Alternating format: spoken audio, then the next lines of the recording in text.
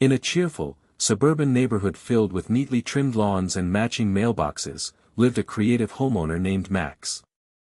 Unlike his neighbors, who preferred conventional designs, Max had a flair for the unusual. He loved to express his personality through unique decorations and imaginative projects. One day, inspired by a recent trip to the seaside, he decided to build a custom mailbox shaped like a lighthouse. Max envisioned a colorful structure with bright red and white stripes, topped with a tiny light that would glow in the evenings. He spent hours crafting it, painting it with care, and adding little touches like a small flag at the top and seashells glued around its base.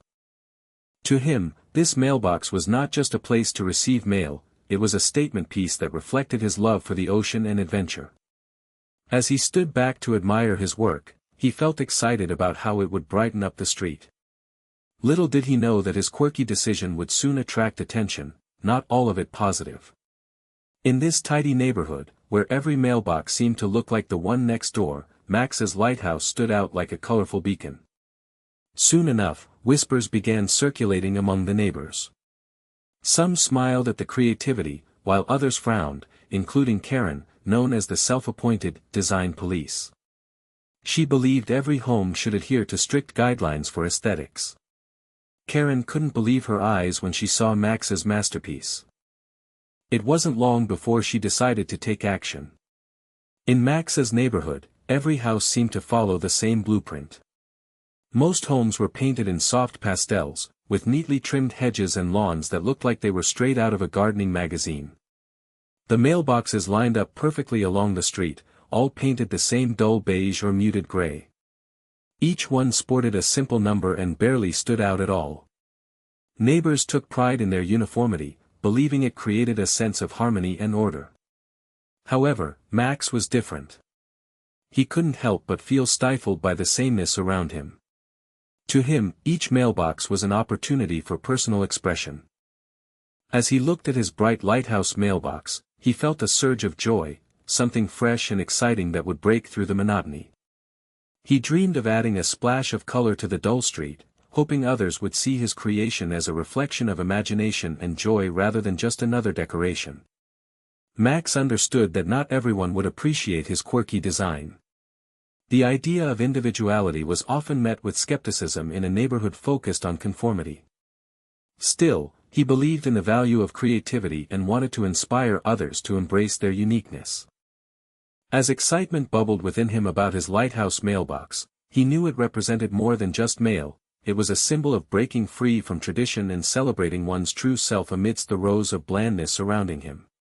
In the midst of the neighborhood's calm, Karen emerged as a figure of authority with a reputation for enforcing the rules laid out by the Homeowners Association. With her sharp gaze and unwavering devotion to conformity, she was known as the self-appointed design police. Karen believed that every home should reflect a strict set of guidelines to maintain the neighborhood's pristine image. Dressed in her typical outfit of tailored skirts and crisp blouses, she patrolled the streets like a hawk, ready to swoop down on anything that strayed from her vision of perfection. Her own house stood as a testament to her ideals: dull gray siding, perfectly manicured hedges, and a mailbox that mirrored the others on the street. Yet, there was something about her home that hinted at her controlling nature. Peeling paint on the shutters suggested that it hadn't been updated in years. When Max's lighthouse mailbox caught her eye, Karen felt a surge of indignation. To her, it was an insult to the carefully crafted aesthetic she maintained. Without hesitation, she organized her thoughts and prepared to take action.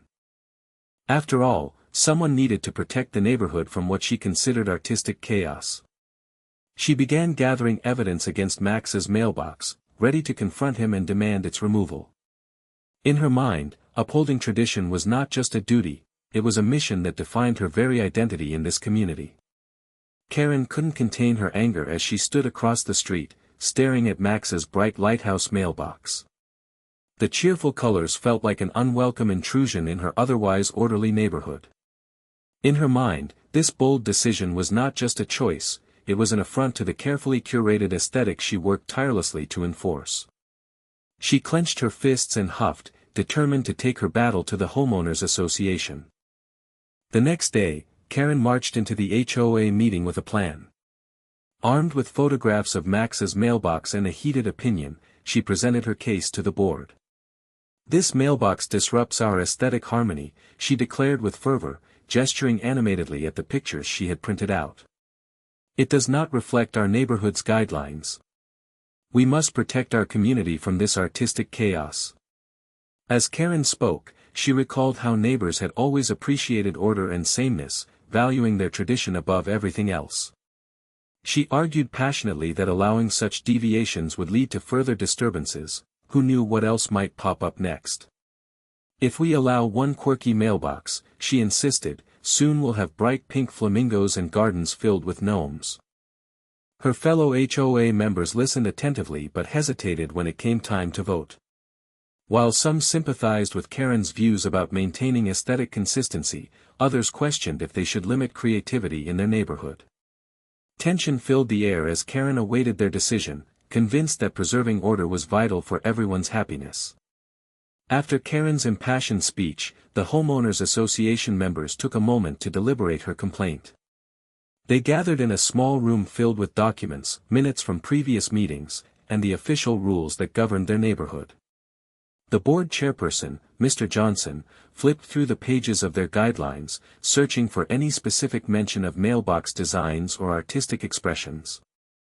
As they scrutinized the rules together, a sense of uncertainty filled the air. "I know we have strict guidelines about paint colors and landscaping," he said thoughtfully, "but I don't see anything regarding unique mailbox designs." The other board members exchanged puzzled looks. They had always focused on maintaining order but hadn't considered the implications of creativity. Karen listened intently as Mr. Johnson explained their findings. "While I can appreciate your concerns about aesthetics," he continued, "there doesn't appear to be any established rule against a quirky mailbox like Max's."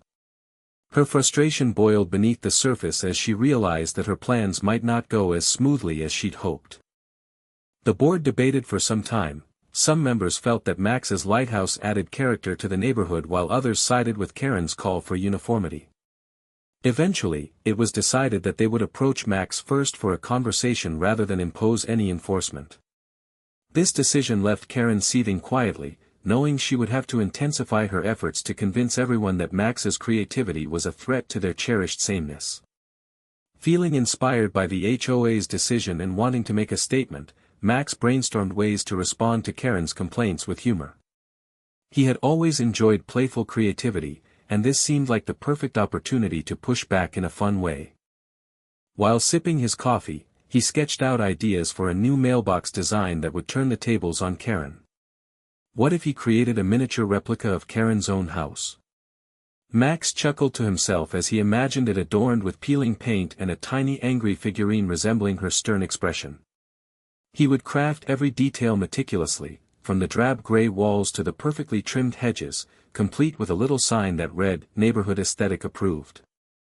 As he gathered supplies, Max felt a surge of excitement. This mailbox wouldn't just be a playful jab at Karen, it would also serve as a reminder of their neighborhood's unique charm. He envisioned neighbors strolling by, laughing at the sight and engaging in conversations about creativity versus conformity. Max spent several evenings building his new creation, painting it with attention to detail and adding the finishing touches. He couldn't wait to unveil it, eager to see how Karen would react when she discovered her house had been immortalized in mailbox form. The thought made him grin wider with each stroke of paint. Finally, he placed it proudly at the end of his driveway, anticipating both laughter and outrage in equal measure as the neighborhood's response unfolded. Max poured his creativity into crafting the new mailbox, poring over every detail to ensure it was a true-to-life replica of Karen's house. He used a mixture of earthy gray and blue paint to imitate the weary, faded look of her home, complete with sections where the paint peeled away to reveal the weathered wood underneath. The peeling paint was so exquisitely done that it almost looked real, giving it an authentic touch that was both amusing and reflective of Karen's strict approach to aesthetics. The roof was designed at a slight angle and featured a tiny chimney made from cardboard, along with matching shingles that sat precariously as if they might slide off any moment. At the base of the mailbox stood a small, hand-painted figurine of a woman with a scowl on her face, designed to resemble Karen herself. This humorous piece had wild eyebrows and pursed lips, effectively capturing Karen's signature displeasure whenever she spotted something she disapproved of. Next to the figurine sat a modest porch adorned with tiny plastic potted plants. One even had a small sign that read, "Stay off my lawn." Max chuckled as he added finishing touches, reveling in the playful irony of it all. The tiny mailbox not only served the function of collecting mail but also became an art piece that told a story of humor against conformity. Once everything was perfectly in place, Max set it proudly at the end of his driveway, ready for its well-deserved debut. The anticipation built within him. He couldn't wait for everyone, especially Karen, to see his cheeky tribute. As word spread about Max's new mailbox, the reactions from the community were mixed and lively. Some neighbors couldn't help but burst into laughter when they saw the replica of Karen's house perched at the end of Max's driveway. They gathered in clusters, pointing and chuckling, finding it a light-hearted relief from the usual monotony that saturated their street. The mailbox quickly became a local attraction, with kids daring each other to take silly pictures beside it, while others engaged in playful debates over what else could be added to it. However, not everyone found the humor in Max's creation. A few residents expressed concern that the mailbox might escalate tensions between Max and Karen. After all, they knew how fiercely she held on to her beliefs about neighborhood aesthetics. Some worried this playful jab might set off a series of retaliatory actions that could divide their tight-knit community. Would Karen respond with outrage, or would she try to rally others to her side? The community buzzed with discussions about the balance between creativity and conformity, with many now questioning their own perspectives on individuality within the neighborhood's strict culture. The chatter at weekend barbecues shifted from routine small talk to animated discussions on whether Max's mailbox was a brilliant symbol of freedom or an unnecessary provocation. As people weighed in on both sides, it became clear that this mailbox had sparked a new wave of thoughts about what it truly meant to belong in their community. As the days passed, Karen's frustration grew. She watched from her window as neighbors gathered around Max's new mailbox, laughing and taking pictures, and it only fueled her indignation. Determined to take action, she decided it was time to intensify her complaints. Karen began making the rounds in the neighborhood, knocking on doors and seeking support from fellow residents. "Have you seen that ridiculous mailbox?" she would exclaim dramatically. "It's not just an eyesore, it's a complete disrespect to our community standards." Karen emphasized how important it was for everyone to maintain the uniformity that had defined their neighborhood for years. She painted vivid pictures of what would happen if they allowed such creativity to take root: chaos and disorder, she claimed. Some neighbors listened attentively, nodding along with her passionate arguments. "What's next? A giant flamingo in every yard?" she asked rhetorically, trying to evoke concern over potential future disruptions. Others were more skeptical, reminded of how Max's designs had sparked joy among children and laughter among adults. Yet Karen pressed on, insisting that they needed to rally together to demand the removal of Max's mailbox. "If we don't act now," she warned, "we risk losing the charm of our neighborhood entirely." Her words hung heavily in the air as she sought to sway residents into joining her cause. Despite the mixed feelings within the community, Karen's determination remained strong as she envisioned a return to conformity and order, her vision of perfection restored. As the playful rivalry between Max and Karen unfolded, the homeowners association found themselves in the midst of a growing spectacle that had captivated the neighborhood.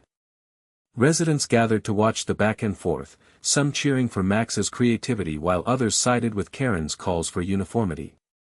It became a topic of conversation at block parties and casual chats over fences, with families debating the merits of artistic expression versus community standards.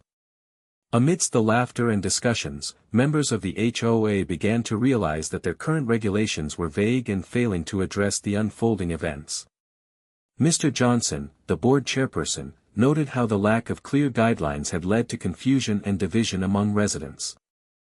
The other board members mirrored his sentiments, recognizing that they couldn't simply leave such matters to personal interpretation.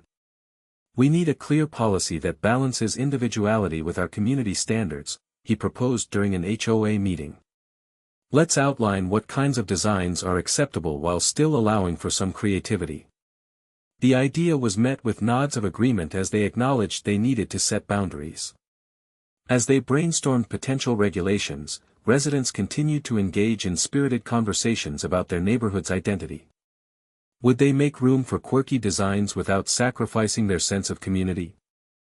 Inspired by both Max's and Karen's actions, the HOA took it upon themselves to draft new rules that reflected a blend of creativity and conformity, one that would embrace the uniqueness of its residents while maintaining harmony in their suburban landscape.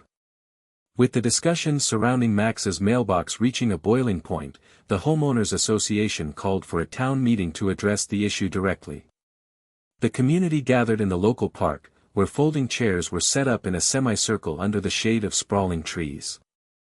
Residents arrived with a palpable sense of excitement, some eager to support creativity and others ready to voice their concerns about conformity. Mr. Johnson opened the meeting, expressing gratitude for everyone's attendance and urging that respectful dialogue be maintained. Today, we gather not just to discuss mailboxes, he declared, but what they represent in our neighborhood, our commitment to both individuality and community. As voices rose and fell throughout the gathering, attendees shared heartfelt opinions. Some residents championed Max's playful spirit, arguing that embracing uniqueness could enrich their lives and make the neighborhood more inviting. Others, however, echoed Karen's concerns, suggesting that allowing such displays could undermine the charm of their carefully curated environment.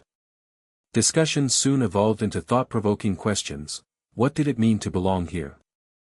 How could their neighborhood celebrate artistic expression without losing its cohesive identity? Neighbors passionately debated whether new guidelines should be drafted to accommodate quirky designs while preserving a sense of order. By the end of the meeting, residents left with a renewed sense of purpose, eager to explore ways they could blend creativity with community values. Max felt hopeful that his mailbox had opened a door to conversations about individuality and expression, allowing them all to reflect on what it truly meant to be part of this unique neighborhood. As the meeting came to a close, the air was filled with renewed energy and hope for the future of their neighborhood. Residents began to understand that celebrating unique expressions could bring them closer together rather than create divisions. The lively discussions sparked by Max's lighthouse mailbox had opened their eyes to the potential for creativity to enrich their community, offering a fresh perspective on individuality within shared spaces. Max's light-hearted mailbox and Karen's passionate pursuits illustrated the importance of finding a balance between artistic freedom and community standards. Instead of viewing each other as adversaries, neighbors began to see how these differences could enhance their neighborhood's charm. It became clear that welcoming diverse perspectives could create a vibrant atmosphere where everyone felt more connected. In the weeks that followed, residents worked collaboratively on new guidelines that included provisions for artistic expressions while maintaining the essence of their neighborhood's character. They organized workshops for art projects, encouraging families to submit their ideas and designs for public display. These events built camaraderie among members and highlighted the talents within the community. Max and Karen found themselves at an unexpected crossroads, a realization that their opposing views had sparked meaningful change. Embracing creativity, they recognized that unity is not found in uniformity but in respecting one another's individuality. As more colorful and quirky designs began to emerge throughout the neighborhood, it became evident that allowing creativity to flourish would only enhance their sense of belonging and pride in their unique community.